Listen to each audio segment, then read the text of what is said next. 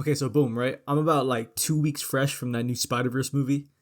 I stayed quiet, gave myself a little time to, just marinate, get all my glazing out before talking about it. And honestly, that movie was gas! Like, it was so good, it manipulated the hype beast inside me to cop $300 Jordans because I don't make good financial decisions. Like, I know $300 is a bit crazy for some shoes, but like, them cats glow though, come on! But yeah, the movie, the art was immaculate, the story was amazing, the ending was great, and also, yeah! However, as the weeks went on and the movie gained more and more traction, more and more money, and more followers, I started to hate the movie. And it wasn't because I was seeing flaws in the story or anything like that, like I'm not that much of a nerd, but because of stuff like this. Talk about racism in the Latinx community. Surprise, surprise, like normal, it was a non-black Latin man being the most racist. It's so heartbreaking, yet not surprising that the first person to say, "You don't belong here, Miles,"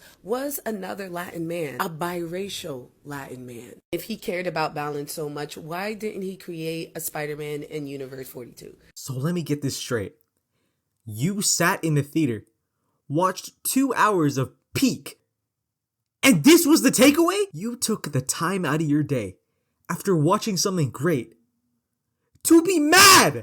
It's stuff like this that makes me hate when things get popular, because you really can't please everyone. And when anything that could appeal to a wide demographic goes mainstream, the chronically online individuals cling to it like a parasite and suck out all the joy out of every event, leaving people like you and I feeling nothing but anger. If you've never seen that video before, basically this girl is saying that because Miguel immediately hated Miles, he's both the Uncle Ruckus of Latino people and being racist towards Spider nigga. Now this would make sense, if you just didn't have a brain. But like, you don't even have to have a brain to decipher the reasoning. Like, if you just watched the movie, it would be pretty clear. And apart from these terminally unhappy activists taking every opportunity to be annoyingly woke, the other thing I saw that came out of this movie was the LGBT community doing what they usually do with any show. And obviously, because it's the gay community, everyone got annoyed at this behavior. But my only thought when seeing that stuff was, at least they're enjoying the movie.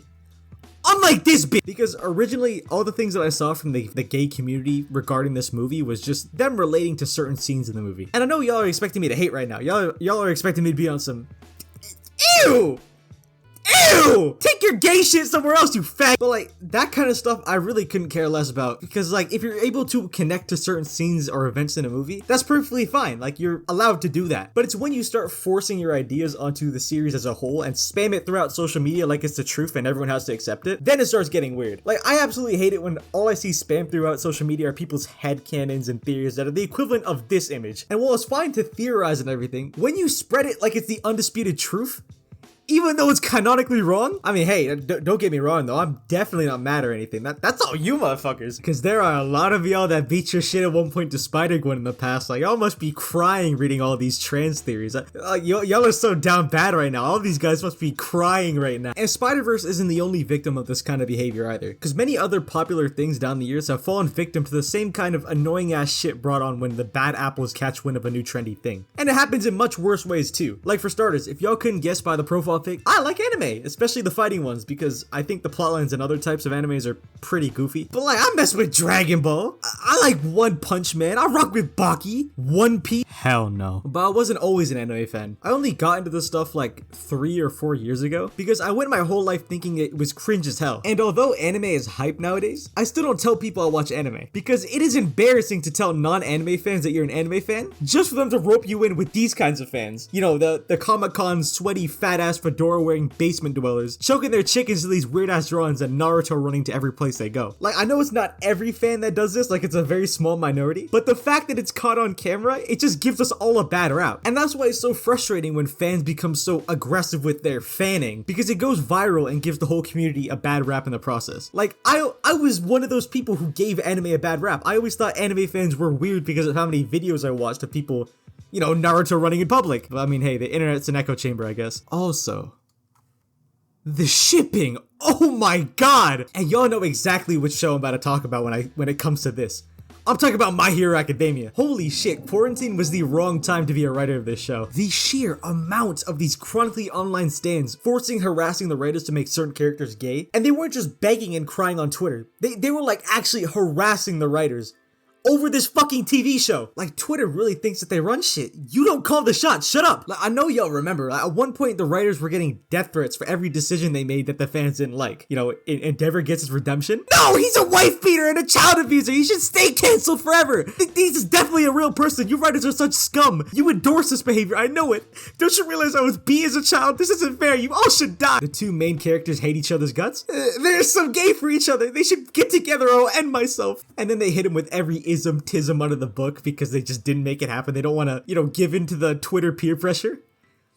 Needless to say, I haven't watched that show since. And it's scandals like this that makes people groan when they see all the, gay theories and everything. Even if it's just theorizing. Because the last thing people want is history repeating itself. And the unhinged fans come to this community and do the same thing that they did in the other community. Like, no one is rejecting this stuff because they're homophobic or hateful.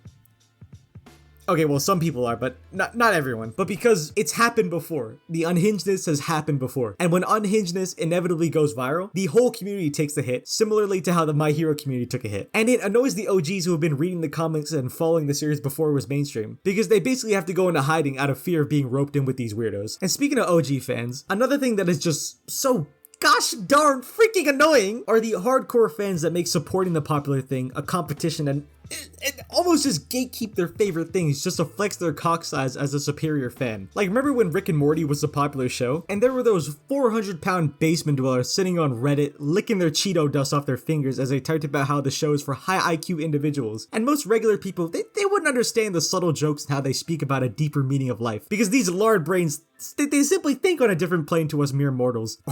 To be fair, you have to have a very high IQ to understand Rick and Morty. The humor is very subtle, and without a solid grasp of theoretical physics, most of these jokes would go over a typical viewer's head.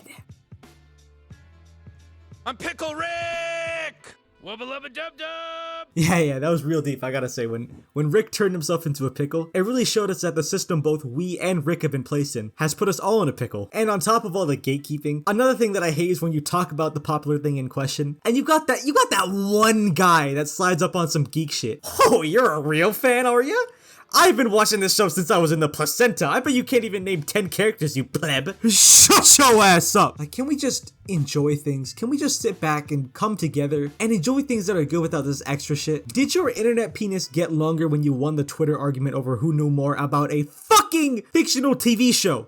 Or movie, or celebrity, or anything. All you showed us was that you have too much time on your hands. You showed us that your life revolves around things that don't matter. And as much as this makes me cringe every time someone brings it up around me, these kinds of moments made me think that bullying needs to be reinstated. Because some of these people didn't get their asses beat enough as a kid. Okay, well, not bullying in the sense that you taunt, tease, and harass, but more so just, like shame people for doing weird stuff, Like I feel like in an effort to eliminate the effects bullying has had on some kids, we've become a little too accepting of people's likes and interests, which has led us to the point now where, people can just walk out in fursuits because, actually, that just reminded me of a story. This is completely unscripted. I remember there was this one time in summer, there were a bunch of furries on the bus that I rode to, I think it was Square One, but yeah, you heard me. I'm talking full suited and booted, 4 big fursuits blocking the aisles of the bus. And y'all know me, I'm Canadian. Our summers get hot as shit, like 30 degrees Celsius type shit. So you can imagine how toxic that bus was. Like, those fumes took years off my lifespan. I would have rather been in a gas chamber because at least the pain would have ended. And the worst part?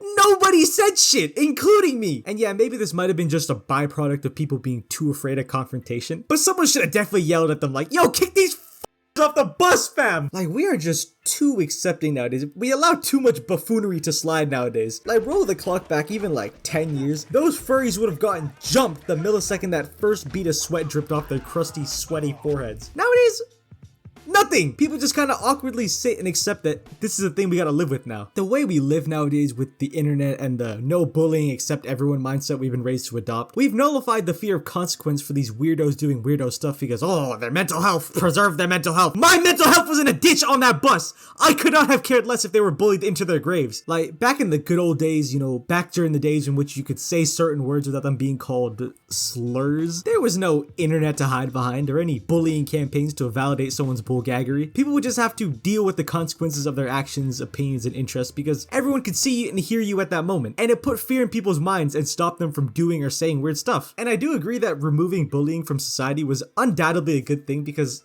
let's be honest, if you're one of those smooth-headed individuals that think that the reason people are soft is because they aren't getting bullied, you gotta go back to kindergarten. Your brain has not developed enough yet for the real world. You know what? Let me quickly explain why bullying should stay in the past because I already know there's gonna be that one guy in the comments.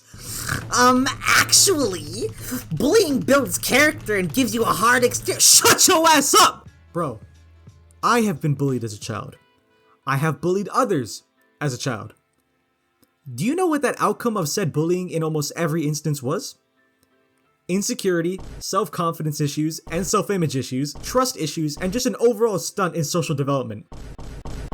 Those don't really sound like traits of a thick-skinned individual. If anything, it makes their skin weaker because picking on and singling out people for their interests, hobbies, looks, etc., it does nothing but damage, especially to their developing mind, because you are lowering their self-worth by pointing out things about them and taunting till your voice gives out. So let me clear up the confusion.